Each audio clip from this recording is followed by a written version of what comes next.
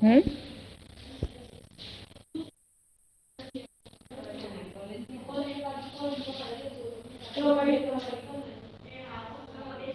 Official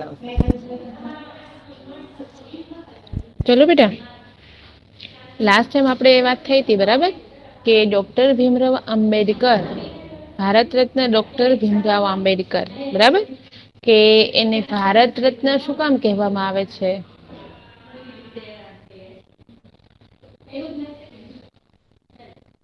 આવી કઈક વાત થઈ હતી આપણે, જો તમે ફાઇન્ડ આઉટ કર્યું હોય તો.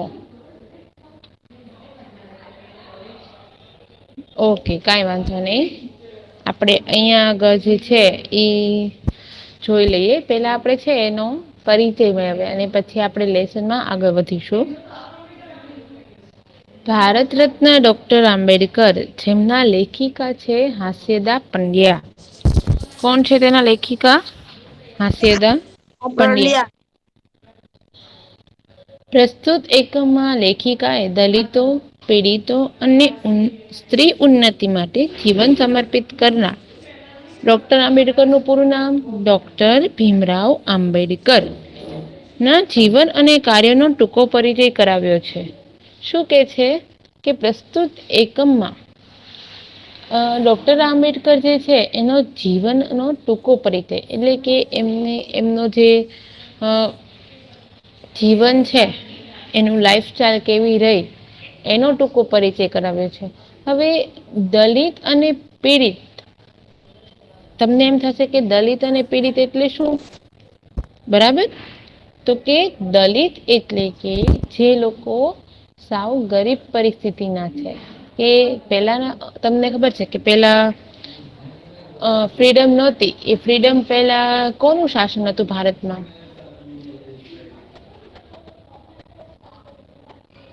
જ્યારે ભારતમાં આપણને ફ્રીડમ નહોતી ત્યારે કોનું શાસન હતું? British, right. કે જ્યારે આપણને ભારતમાં ફ્રીડમ નહોતી મળી એ પહેલા બ્રિટિશ શાસન હતું. હવે તમને બધાને ખબર છે કે બ્રિટિશ શાસન હતું, તો બ્રિટિશ શાસનમાં અંગ્રેજો છે એનું રાજ હતું ને. 1947 પહેલા ભારતમાં અંગ્રેજોનું શાસન હતું, બરાબર. તો અંગ્રેજોનું શાસન હતું, એ લોકો આપણા ઉપર ઘણા બધા જુલમો કરતા હતા ને બધા જુલમો, એટલે એમાં જ તે દલિત લોકો એટલે પછાત જાતિના લોકો. પછાત એટલે કેવા? કે જે લોકો છે એ લોકો છે ને એવું માનતા હતા, એને કેટેગરી વાઈઝ ક્લાસ પાડેલા હતા, upper class, middle class, lower class લોકો. તો દલિત નો મતલબ એમ કે છે કે જે લોકો નીચું કામ કરતા હોય, નીચું કામ એટલે કે કેવું કે ડ્રેનેજ વિભાગ છે, પછી રસ્તા સાફ કરવાના છે, એ બધી વસ્તુ સાફ કરે. ડ્રેનેજ કામ હોય, તમને ખબર છે ઘણી વખત આપણા ઘર આગળ જે અમુક લોકો નીકળતા હોય છે એ ડ્રેનેજની જે સાફ સફાઈ કરતા હોય છે, ગટર વ્યવસ્થા જે છે એ જાળવતા હોય છે. તો એવા લોકો જે છે એવી જાતિને દલિત કહેવાય છે. અને પીડિતો એટલે કે આવી જ રીતના અંગ્રેજોના જે જુલમોથી, એના ત્રાસથી એને ઉપર ઘણા બધા જુલ્મો ગુજારે છે. તો આવા જુલ્મો છે એનાથી લોકો પીડિતો એટલે કે પીડાતા હતા, ખૂબ જ દુઃખી હતા. સ્ત્રી ઉન્નતિ માટે, એટલે કે સ્ત્રીઓ સાક્ષર નહોતી, કોઈ એજ્યુકેટેડ નહોતી, એ સ્ત્રીઓને એજ્યુકેટેડ બનાવવા માટે જીવન સમર્પિત કરનાર ડોક્ટર ભીમરાવ આંબેડકરના જીવન અને કાર્યનો ટૂંકો પરિચય આપણને અહીંયા આપ્યો છે, કે એણે પોતાના જીવનમાં કયા કયા કાર્યો કર્યા કે જેથી દલિતો અને પીડિતોને સમાજમાં સ્થાન મળે. લોકો એને અછૂત માનતા, એટલે કે લોકો છે એમની સાથે બોલતા નહીં, એમની સાથે કઈ વ્યવહાર ન કરતા. આવી વાત જે છે એ આ લેસનમાં પણ આપણને ઘણા બધા વર્ડ એવા છે કે તમને ખબર પણ નહીં હોય, બરાબર. તો પણ આપણે વર્ષ છે એને જોશું અને આગળ ને આગળ લેસન સ્ટડી કરશું, બરાબર. તમને એવું લાગે કે આ વર્ષ મને નથી સમજાતો તો એ નોટ ડાઉન કરી લો, પછી મને પૂછો. નેક્સ્ટ ટાઈમ જયારે આપણે મળીએ છીએ ને ત્યારે બધાએ કમ્પલસરી લેસન આખો રીડ કરીને આવવાનો છે. તમારી પાસે પીડીએફ પણ છે જ, એટલા માટે રીડ કરીને આવવાનો છે કારણ કે આના અમુક વર્ડ્સ એવા હશે કે જે તમને નહીં સમજાય, તો તમારે અંડરલાઈન કરવાના છે. નેક્સ્ટ લેક્ચરમાં મને પૂછી લેવાના છે. ઓકે, પછી શું કે છે કે ડોક્ટર આંબેડકરે ભારતનું બંધારણ ઘડીને બંધારણના ઘડવૈયા તરીકે ખ્યાતિ મેળવી હતી. બંધારણ એટલે શું? બંધારણ એટલે રૂલ્સ શું? બનાવ્યા. રાઈટ. બંધારણ એટલે રૂલ્સ એન્ડ રેગ્યુલેશન. કોઈ પણ કન્ટ્રી છે એ કોઈ પણ કન્ટ્રીને ચલાવવા માટે એના રૂલ્સ એન્ડ રેગ્યુલેશન હોય છે ને. કોઈ પણ કન્ટ્રીને ચલાવવા માટેના રૂલ્સ એન્ડ રેગ્યુલેશનની જરૂર પડે છે. જો રૂલ્સ એન્ડ રેગ્યુલેશન ન હોય તો શું થાય? તો ચાલે? ન ચાલે ને. તો આપણે જે ટ્રાફિક સિગ્નલ ન હોય, એના રૂલ્સ ન હોય કે ભાઈ રેડ લાઈટ છે, યલો લાઈટ છે, ગ્રીન લાઈટ છે, એને ફોલો કરીને કોઈ પબ્લિક ન ચાલે તો ગમે તેમ એક્સિડન્ટ થઈ શકે છે? થઈ શકે છે ને.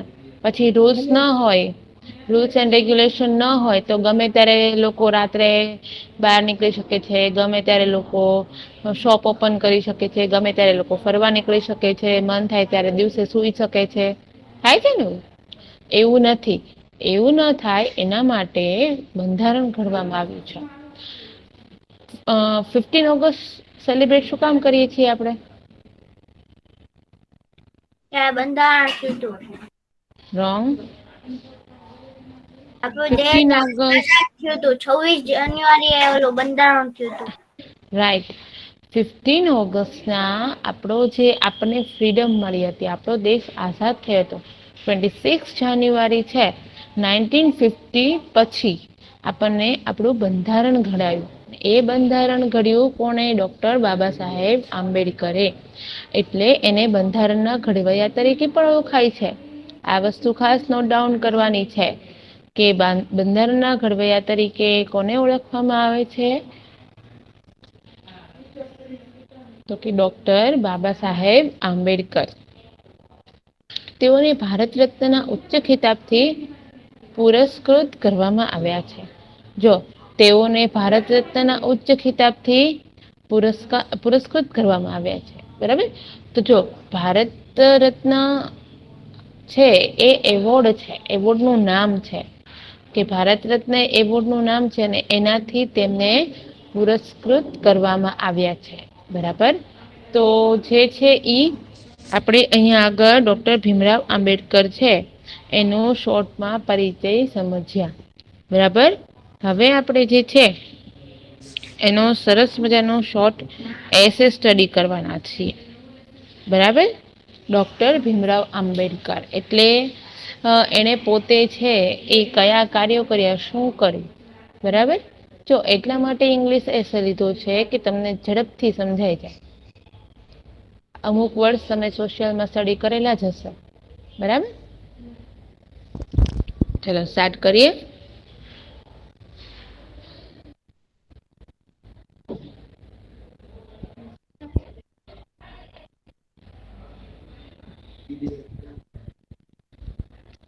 Dr. Bhimrao Ramji Ambedkar was popularly known as Dr. Babasaheb Ambedkar. He was born on 14 April 1891 in Mahu village in Madhya Pradesh. શું કે છે? ડોક્ટર બાબા સાહેબ આંબેડકર છે એ કયા નામથી પ્રસિદ્ધ છે? તો ડોક્ટર આંબેડકર છે એમના પિતાનું નામ રામજીભાઈ અને તે પોપ્યુલર કયા છે? તો કે બાબા સાહેબ આંબેડકરના નામથી એ જાણીતા છે. એમનો જન્મ ક્યારે થયો છે? 14 એપ્રિલ 1891 મીન્સ 1891. મહુ વિલેજ એટલે મહુ ગામ છે મધ્યપ્રદેશના મહુ ગામમાં 14 એપ્રિલ 1891 એમનો જન્મ થયો હતો.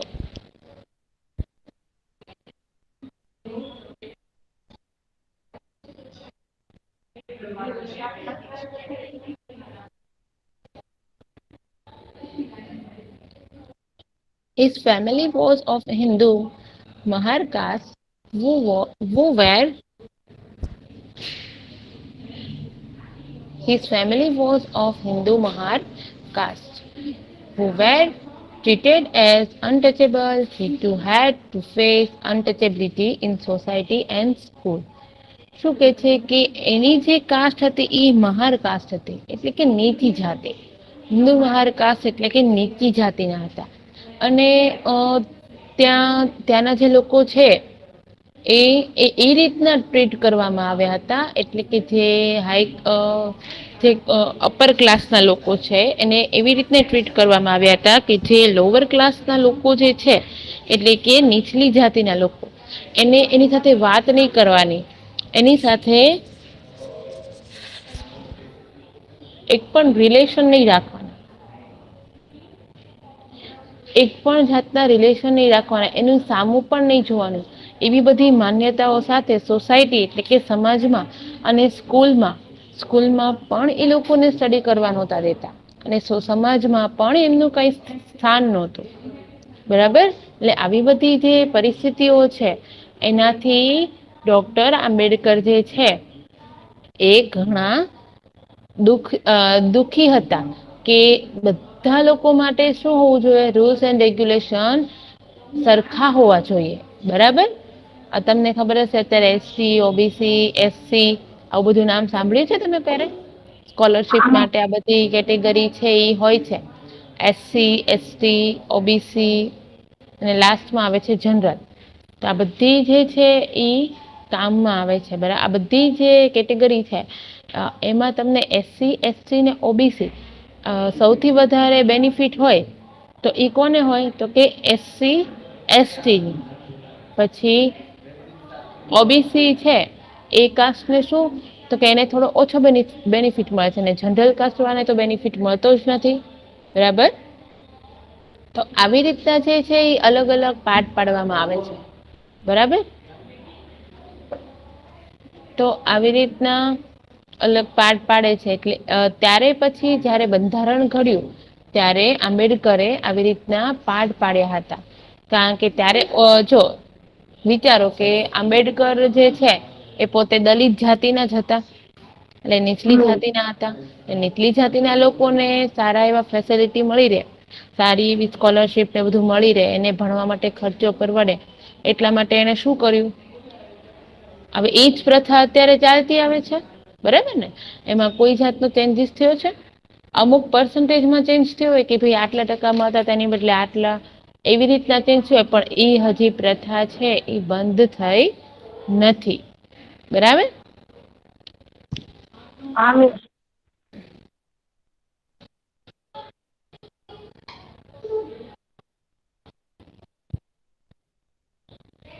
Dr. Ambedkar passed his matriculation in 1907. He completed his MA and PhD from Columbia University in America and studied law in England. શું કહે છે કે આંબેડકર જે છે એને મેટ્રિક્યુલેશન 1907 એટલે 1907 એને પાસ કર્યું. મેટ્રિક્યુલેશન એટલે કે મેટ્રિક્યુલેશન કોને ખબર છે એનો મિનિંગ શું થાય? ખબર છે મેટ્રિક્યુલેશન એટલે શું થાય?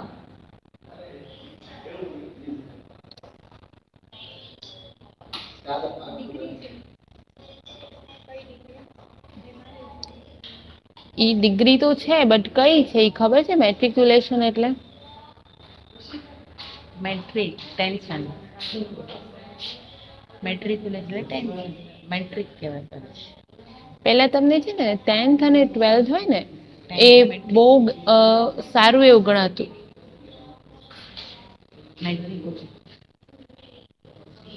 પહેલા 10th અને જો 10th કોઈ પાસ કરે ને તેને મેટ્રિક પાસ કહેવાતું. બરાબર?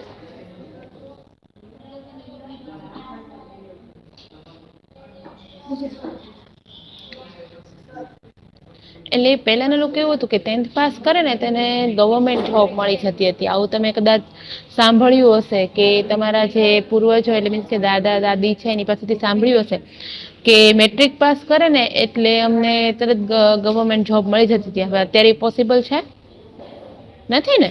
અત્યારે તમારે 10th કરો, 10th થી તો તમારો ટર્નિંગ પોઈન્ટ શરૂ થાય. 12th કરો, પછી તમે ડિગ્રી લ્યો, માસ્ટર ડિગ્રી લ્યો, પછી તમને જોબ મળે છે. એટલે ડોક્ટર આંબેડકરે જ્યારે 10th કમ્પ્લીટ કર્યું 1907માં, મેટ્રિક્યુલેશન એટલે 10th, કે એની ડિગ્રી જ્યારે મેળવી પછી એમણે MA અને PhD કમ્પ્લીટ કર્યું. વિચારો કે સન 1819ના ટાઈમમાં એમણે PhD કર્યું છે. હવે ઈ લેવલે PhD ની વેલ્યુ કેટલી હાઈ હોય ને, કે જ્યારે તમે 10th કમ્પ્લીટ કરીને ગવર્મેન્ટ જોબ મેળવો છો તો ત્યારે તો ડોક્ટર આંબેડકરે MA PhD કરેલું હતું from Columbia university in America. એ પણ અમેરિકાની કોલંબિયા યુનિવર્સિટીથી. એટલે એ તો કેટલું હાઈ લેવલ થઈ જાય કે ઇંગ્લિશ છે, તમને ખ્યાલ જ હશે, બરાબર. અને લો એટલે શું? લો ની ખબર છે કોઈ?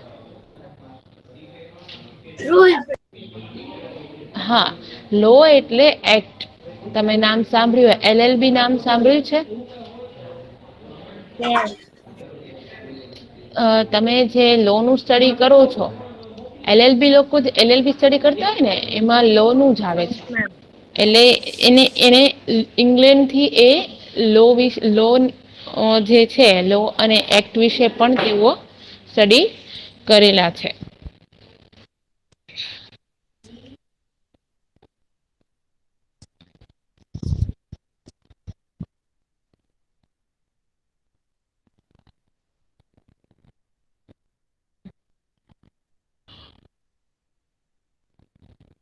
He was an Indian jurist, economist, politician, and social reformer. He inspired the Dalit Buddhism movement and worked for the right of the Dalits. એણે શું કર્યું કે ઇન્ડિયાના લોકો માટે ઇકોનોમિક્સ, પોલિટિશિયન અને સોશિયલ રિફોર્મર, એટલે બધા માટે સારા એવા કંઈક કામો કર્યા કે આર્થિક પરિસ્થિતિ એટલે કે આર્થિક રીતે, ઇકોનોમિક્સ એટલે આર્થિક રીતે પણ, અને અલગ અલગ ઘણી બધી લડતો લડી કે એ બધાની માટે છે એ સારા એવા કાર્ય કરી રહ્યા હતા. અને તેઓએ દલિત બુદ્ધિઝમ એટલે કે દલિત લોકો માટે મુવમેન્ટ એટલે વન ટાઈપ ઓફ લડત લડી હોય ને, કે દલિત લોકો માટે લડત પણ લડી હતી અને ઘણા અનેક કામો કર્યા હતા કે એના રાઇટ્સ માટે, એના હક માટે એ ઘણી બધી છે લડતો લડી હતી.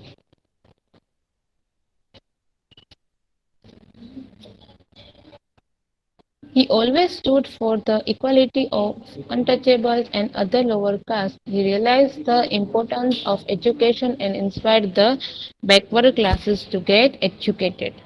એને ઘણી વખત છે એ સ્ટડી કર્યું કે પોતાના જે સમાજના લોકો છે એને ઘણી બધી સમસ્યાઓથી સ્ટ્રગલ કરવું પડે છે.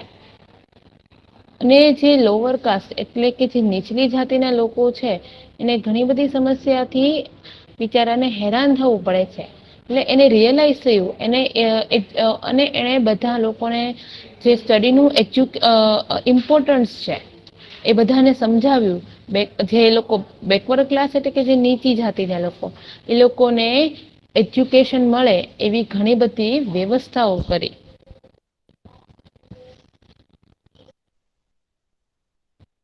He played a major role in framing the Indian Constitution and hence is called the father of Constitution. એ ઘણા બધા એવા મેજર એટલે કે ઘણા મોટા એવા કાર્ય કર્યા છે કે જેનાથી લોકો એને ભારતના પિતા તરીકે ઓળખે છે, બરાબર. ભારતના નહીં, ભારતના કોન્સ્ટિટ્યુશનના. ભારતના કોન્સ્ટિટ્યુશનના તો છે જ, સાથે સાથે એને ઘણા એવા કામો કર્યા છે કે જેના કારણે બધા લોકો છે એને સારું એવું ઊંચું માન આપે છે. હવે વિચારો કે એને બંધારણ ન ઘડ્યું હોત, બરાબર, તો શું થાત?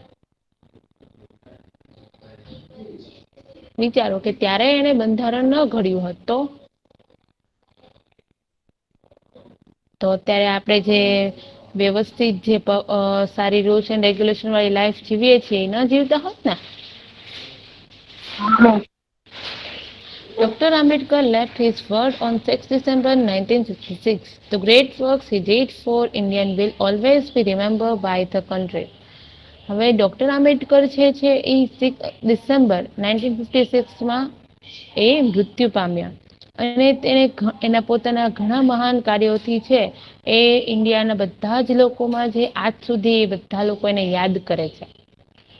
તમે કાંઈ પણ જોશો ને તો અમુક આ ભારત રત્ન છે ને એ ડૉક્ટર આંબેડકરના નામથી લોકોને એનાયત કરવામાં આવે છે. હાલમાં એમના નામ ઉપરથી ભારત રત્ન જે છે એ ભારત રત્ન એવોર્ડ છે એ બનાવાયો, અને ગમે તે લોકો હોય એને ભારત રત્ન છે, પદ્મભૂષણ છે, રણજીતરામ સુવર્ણચંદ્રક છે, આવા તમે નામ સાંભળ્યા છો. આપણે સ્ટડીમાં પણ આવે છે ને કે આ લેખક છે એને રણજીતરામ સુવર્ણચંદ્રક છે, ભારત રત્ન છે, તો એવોર્ડ થી સન્માનિત કરાયા. તો આવી રીતના આપણે અલગ અલગ નામ છે એનાથી આપણે જોયું છે. બરાબર. તો જો આપણે અહીંયા સુધી જોયું કે ભાઈ ડૉક્ટર આંબેડકર જે છે એને પોતે જે કાર્ય કર્યા છે એની લાઈફમાં એનો ટૂંકો પરિચય મેળવ્યો. બરાબર. એટલે હવે જે છે એ આપણે ડૉક્ટર આંબેડકર જે છે એ લેસન વિશે આગળ વધવાના છીએ, અને હવે લેસન છે એ સ્ટડી કરવાના છીએ. બરાબર. તો શું કે છે કે આશરે 100-125 વર્ષ પહેલાની આ ઘટના છે. 6 વર્ષની કુમળી વયના એક બાળકે પોતાની માતા ગુમાવી. હવે પહેલા તો એનું શોર્ટમાં ઇન્ટ્રોડક્શન દે છે, એના બાળપણથી લઈને કે 100-125 વર્ષની વાત છે. કે વિચારો કે 100 વર્ષ 100 યર પહેલાની વાત છે કે એની માતા ગુમાવી. 6 વર્ષનો જ્યારે ડૉક્ટર આંબેડકર જે છે એ 6 વર્ષના હતા, 6 યરના, ત્યારે તેમણે પોતાની માતા છે એને ગુમાવી દીધી હતી. તેના પિતા રામજીભાઈ લશ્કરી શાળામાં શિક્ષક છે. માતૃસુખ ગુમાવનાર પુત્રના વાકડિયાવામાં પિતાના હાથ પસવારી રહ્યા છે. એમના પિતા રામજીભાઈ એ લશ્કરી શાળામાં, એટલે કે જે સૈન્ય હોય ને એને તાલીમ આપવા માટે એ શાળામાં શિક્ષક હતા. અને માતૃસુખ એટલે માતાનું સુખ. હવે નાનપણથી જ કોઈ બાળક છે એની માતા જે છે એ એક્સપાયર થાય છે, એટલે કે જે એને છોડીને જતી રહે છે, તો એની હાલત શું થાય કે માતૃસુખ ગુમાવનાર પુત્રના વાકડિયા વાળમાં પિતા હાથ પસવારી એટલે કે ફેરવી રહ્યા છે. ચારેય દિશાઓમાં એમણે જાણે કે અંધકાર દેખાઈ રહ્યો છે. એટલે હવે એમને થયું છે કે હવે હું શું કરું, કે કઈ રીતે હું મારા દીકરાને જે છે એ હું સાચવીશ, એને માતાનો પ્રેમ કઈ રીતે આપીશ, મારા આ સૌથી નાના દીકરાનું શું થશે, હું એને સંભાળી શકીશ, એની માતાનું સ્થાન લઈ શકીશ?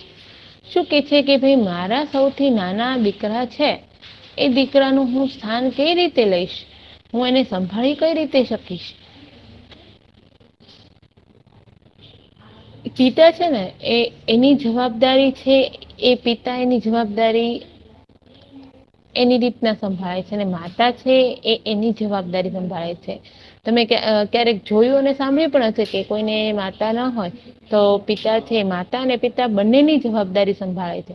પણ જે માતા જે રીતના પોતાના દીકરાને સાચવે છે, પપ્પા તો સાચવે જ છે, પણ સાથે પણ માતા એટલું કેરફુલી હેન્ડલ કરે છે કે જે આખા ઘરનું ધ્યાન રાખતી હોય છે. બરાબર. તો એ જ્યારે ઘરમાં ના હોય ત્યારે કેવી પરિસ્થિતિ સર્જાય છે ઘરની. થોડી વારમાં જ એમણે મક્કમ નિર્ધાર કરી લીધો, નાનકડા ભીમરાવને હું ભણાવી ગણાવીને સારો નાગરિક બનાવીશ.